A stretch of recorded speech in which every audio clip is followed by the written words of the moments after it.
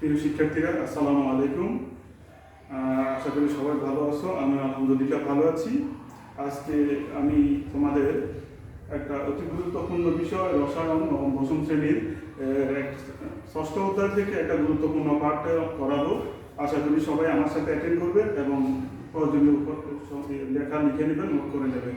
তো আমি আজকে যেটা করাবো সেটা হলো শতকরা সংযুক্তি হতে স্থূল সংকেত ও আণবিক সংকেত নির্ণয়। কোনো যৌগের আমরা গত ক্লাসে শতকরা সংযুক্তি নির্ণয় করা শিখেছিলাম।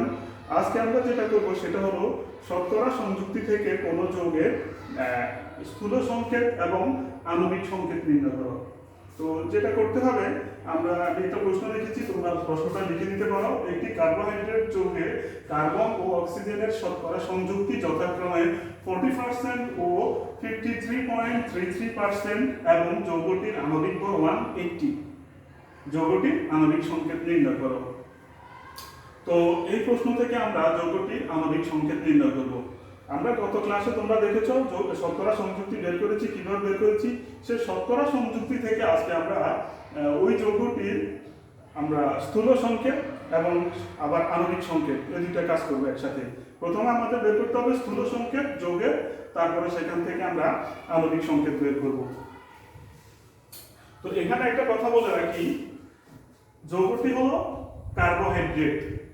কার্বোহাইড্রেট যৌগ হলো যে সকল যৌগ কার্বন, হাইড্রোজেন এবং অক্সিজেন এই তিনটি মৌলের সমন্বয়ে গঠিত, ওই ধরনের যৌগগুলোকে কার্বোহাইড্রেট বলে। আর হাইড্রোকার্বন হলো কার্বন এবং হাইড্রোজেনের যৌগ। আমরা এখানে বলা হচ্ছে কার্বোহাইড্রেট যৌগ, তার মানে এখানে কার্বন, হাইড্রোজেন এবং অক্সিজেনের যৌগ সমন্বয়ে গঠিত যৌগ। এখানে তোমরা খেয়াল করলে দেখবে আমি শুধু এই প্রশ্নে শুধুমাত্র কার্বন এবং অক্সিজেনের শতকরা সংযুক্তি দেওয়া আছে, কিন্তু হাইড্রোজেনের শতকরা সংযুক্তি দেওয়া নেই। আমরা জানি গত ক্লাসে আমরা বলেছিলাম যে মৌলসমূহের শতকরা সংযুক্তি যোগ করলে সবগুলো যোগফল হবে 100। তো এখানে কার্বন এবং অক্সিজেনের শতকরা সংযুক্তি যোগ করে আমরা 100 থেকে বিয়োগ করে দেব, তাহলে হাইড্রোজেনের শতকরা সংযুক্তিটা চলে আসবে। তো প্রথম কাজ হবে আমাদের হাইড্রোজেনের শতকরা সংযুক্তি বের করা। তো আশা করি তোমরা প্রশ্নটি তুলেছ। আমি প্রশ্নটা মুছে ফেলছি। আমি প্রথমে যেটা করব সেটা হলো হাইড্রোজেনের শতকরা সংযুক্তিটা বের করে নেব।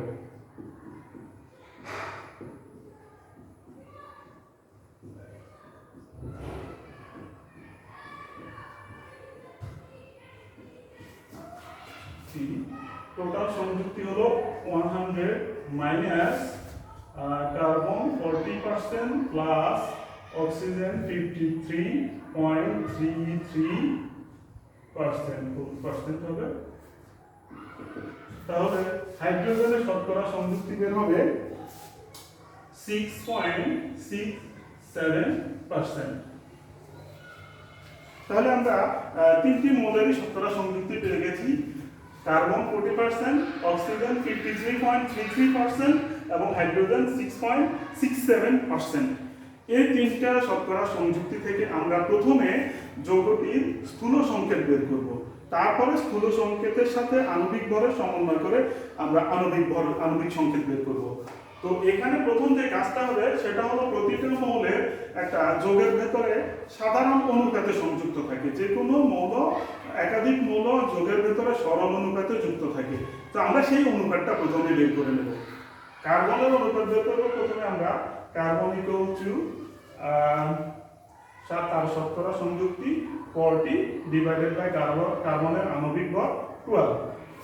অনুপাতটা বের করতে হলে আমি আবার বলছি, অনুপাতটা বের করতে হলে তার শতকরা সংযুক্তিকে ওই মৌলের আণবিক ভর দিয়ে ভাগ করতে হবে।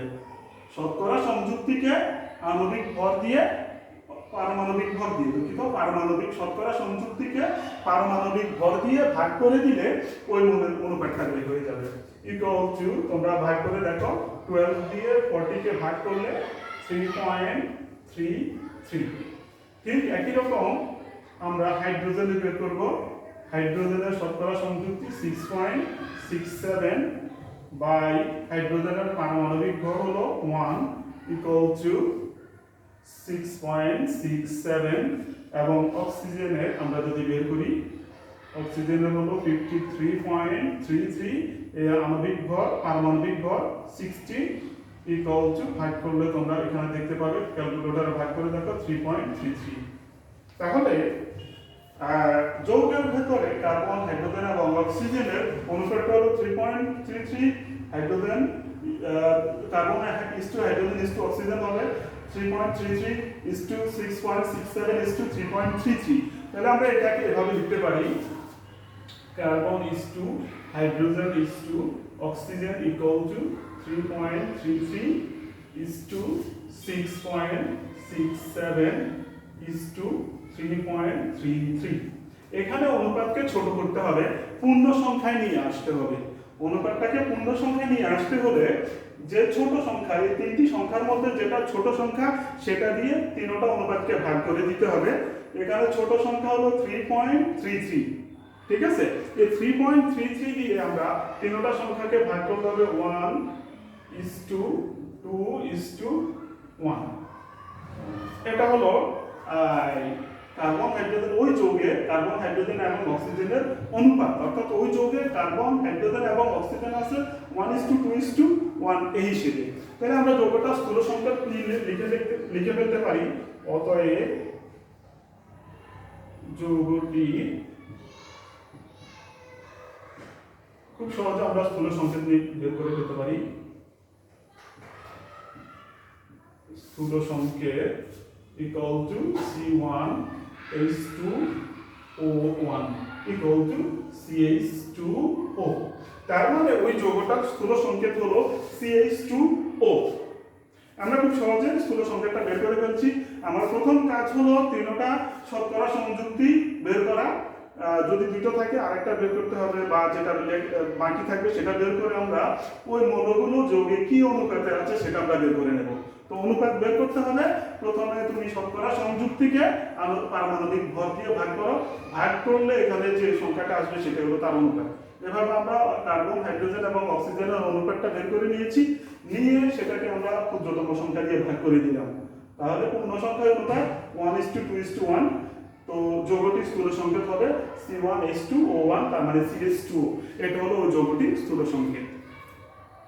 এখন আমরা এই স্থূল সংকেত থেকে এই যৌগটির আণবিক সংকেত নির্ণয় করব। একটা জিনিস খেয়াল রাখবে, যৌগটির আণবিক সংকেত এর আণবিক মানে যৌগের আণবিক সংকেতের মান এর আণবিক মানে ভরের সমান হবে। কোনো যৌগের আণবিক সংকেতের মান তার আণবিক ভরের সমান হবে। আমরা ধরে নিই যৌগটির আণবিক সংকেত, ধরি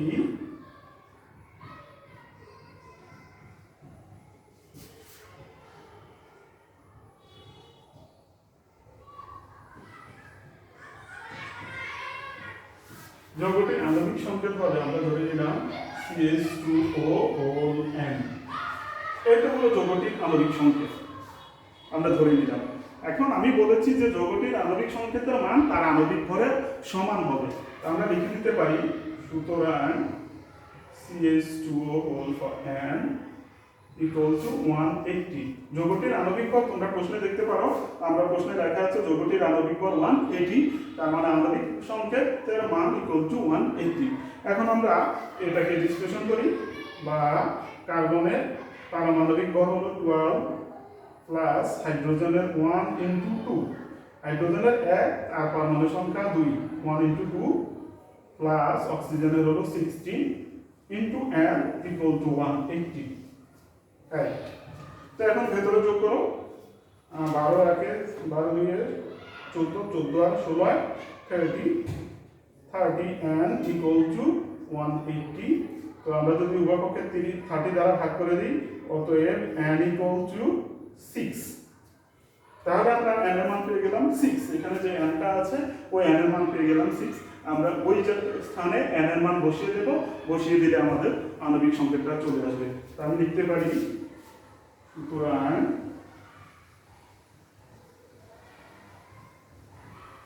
যৌগটি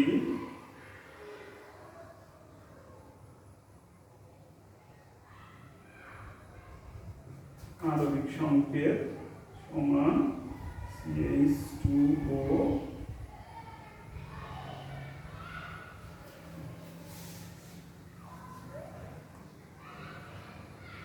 n এর পরিবর্তে আমরা এখানে 6 লিখে দেব। তো আমরা এটাকে এখন 6 দিয়ে গুণ করে দিলে হবে C6H12O6। তার মানে যৌগটির সর্বশেষ আমরা আণবিক সংকেত পেয়ে গেলাম C6H12O6, এটি গ্লুকোজ। ঠিক আছে, তাহলে আমি আবার একটু সারমর্মটা দেখিয়ে দিই। তোমরা খেয়াল রাখতে হবে কার্বোহাইড্রেট মানে কার্বন, হাইড্রোজেন এবং অক্সিজেন, যেটাকে আমরা গ্লুকোজ বলি। এরকম মৌলগুলো, যৌগগুলো কার্বোহাইড্রেট। সেখানে আমরা তিনটি মৌলের শতকরা সংযুক্তি বের করতে হবে। শতকরা সংযুক্তিকে আমরা ওই মৌলের পারমাণবিক ভর দিয়ে ভাগ করে দেব। ভাগ করলে যৌগের ভেতরে ওই মৌলটা কি অনুপাতে যুক্ত আছে সেটা বের হয়ে আসবে। ওই অনুপাতগুলো আমরা লিখব C/H/O = 3:3.33:6.67। এভাবে আমরা লেখার পরে এখানে যে ক্ষুদ্রতম সংখ্যাটা আছে ওই ক্ষুদ্রতম সংখ্যাকে আমরা তিনটা সংখ্যাকে ভাগ করে দেব। ভাগ করে দিলে আমরা পূর্ণ সংখ্যায় অনুপাত চলে আসবে। একটা জিনিস খেয়াল রাখতে হবে যে কোনো মৌল যৌগের ভেতরে ভগ্নাংশে থাকে না, এটা অবশ্যই পূর্ণ সংখ্যায় সরল অনুপাতে থাকে। এজন্য 3:3, 6.67 এগুলো গ্রহণযোগ্য হবে না, এটাকে পূর্ণ সংখ্যার অনুপাতে বের করে আনতে হবে। আমরা বের করে আনলাম, এইটাই হলো মূলত ওই যৌগের স্থূল সংকেত। হ্যাঁ, তাহলে ওই যৌগটা স্থূল সংকেত হবে C1H2O1 মানে C/2O।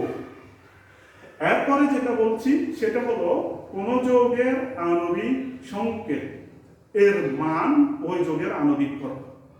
ঠিক আছে, তো আণবিক সংকেত আমরা ধরে নিলাম ওটার আণবিক সংকেত CH2ON। তো এটা মানে সুতরাং আমরা লিখতে পারি CH2ON = 180। এখান থেকে আমরা n এর মানটা বের করে নিয়ে যাই 6। হ্যাঁ, তো n এর মান বসে দাও, স্থূল সংকেতে n এর মান বসে দাও, CH2O 6 বসে দিলে C6H12O6। এভাবে আমরা কোন যৌগের শতকরা সংযুক্তি থেকে প্রথমে স্থূল সংকেত বের করতে পারি এবং স্থূল সংকেত থেকে পরবর্তীতে ওটার আণবিক ভর দিয়ে আণবিক সংকেত বের করতে পারি। তো আজকে পর্যন্ত সবাই ভালো থাকো, সুস্থ থাকো, ইনশাআল্লাহ আবার দেখা হবে। সে পর্যন্ত ভালো থাকো। আল্লাহ হাফেজ, সালামু আলাইকুম।